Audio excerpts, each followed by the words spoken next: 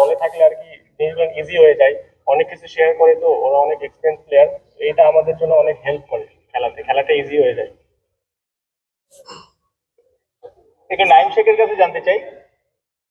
আর নাইম শেখ তো আসলে বাংলাদেশের টি-20 দলে খেলেছেন, বেশ কয়েকদিন বিশ্বকাপও খেলেছেন 2021-এ, মাঝখানে আসলে ছন্দপতন, সবকিছু মিলে আপনি জাতীয় দলে ফেরার জন্য এই ব্যাক টু ব্যাক দুইটা টি-20 টুর্নামেন্টকে কিভাবে প্রিপারেশন করেছেন, বা কোন আসলে প্ল্যান করে নামছেন আসলে?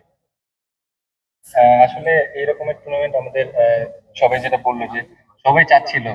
তো আমার ন্যাশনাল টিমে কাম ব্যাক করার জন্য, আহ, যে কোনো প্লেয়ারের জন্য কাম ব্যাক করার জন্য এরকম টি-20 টুর্নামেন্ট খুবই হেল্প করবে। আর ব্যাক টু ব্যাক হতে বলতে গেলে এই টুর্নামেন্ট দিয়ে আমি চাবো যে আমি বিপিএল এ ভালো স্টার্ট করতে পারি।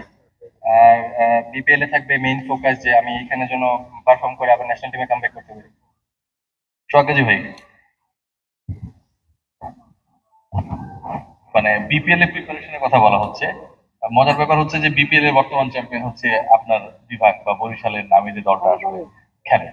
তো ওই জায়গা থেকে আপনার জন্য চ্যালেঞ্জটা কত বড়? কারণ এবারও বরিশালের হয়ে যারা খেলবে এদের ম্যাক্সিমামই মানে বড় ক্রিকেটার যারা এই মুহূর্তে আপনার দলে খেলবে না।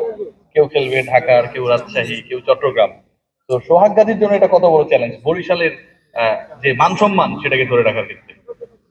না আসলে সত্যি কথা বলতে আসলে এটা হলো এনসিএল টুর্নামেন্ট, তো যার যার বিভাগ থেকে আসলে বাধ্যতামূলক খেলতে হবে। তো আমি যেহেতু বরিশালের হয়ে আসছি এখানে, তো অবশ্যই আমাদের আশা থাকবে ওই যে জায়গাটা আসলে যাওয়ার কথা, এই টুর্নামেন্টের লক্ষ্য যে জায়গায়, তো সেখানে অবশ্যই একটা প্ল্যান নিয়ে আসছি।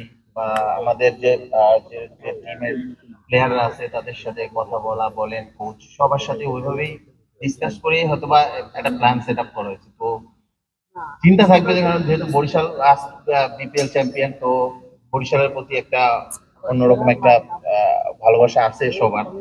তো এনসিএল ফার্স্ট টি-20 হচ্ছে, তো সবারই সবারই এখানে 8টা টিমেরই চিন্তা থাকবে যে কাপটা নেওয়ার। তো আমাদের একটা অন্যরকম একটা ফিল আছে যে আমরা বিপিএল চ্যাম্পিয়ন। তো এটা এটা ওই সেম টুর্নামেন্ট ধরতে গেলে টি-20, তো আমাদেরও ওই লক্ষ্যটাই থাকবে। তো অবশ্যই আমাদের চেষ্টা থাকবে ভালো একটা রেজাল্ট করার।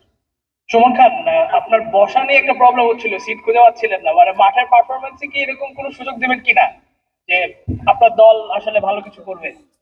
না, সমস্যা নাই, এখানে যেহেতু জায়গা পাই নাই, চেষ্টা করবো মাঠে কিভাবে জায়গা করে নিতে হয়, সেটাই আসল ব্যাপার। আমি একটা প্রশ্ন করতে চাই, সোহাগ কাজীকে প্রশ্ন করতে চাই, তিনি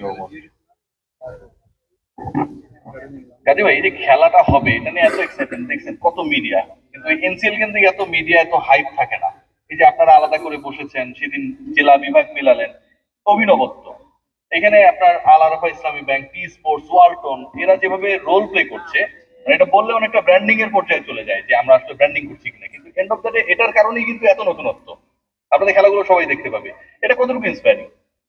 হ্যাঁ, এটা আসলে ভালো একটা দিক যে এরকম লোকাল টুর্নামেন্টে এরকম স্পন্সর আসতেছে সবাই। তো এটা আমাদের নেক্সট এই জিনিসটা আসলে বলতে গেলে অনেক বড় হয়ে যাবে, বাট আমি মনে করি যে এটা আমাদের প্লেয়ারদের জন্য একটা ভালো একটা উদ্যোগ যে এরকম টুর্নামেন্টে ভালো স্পন্সর আসতেছে, এবং সেটা একটা টুর্নামেন্ট লাইভ দেখাচ্ছে।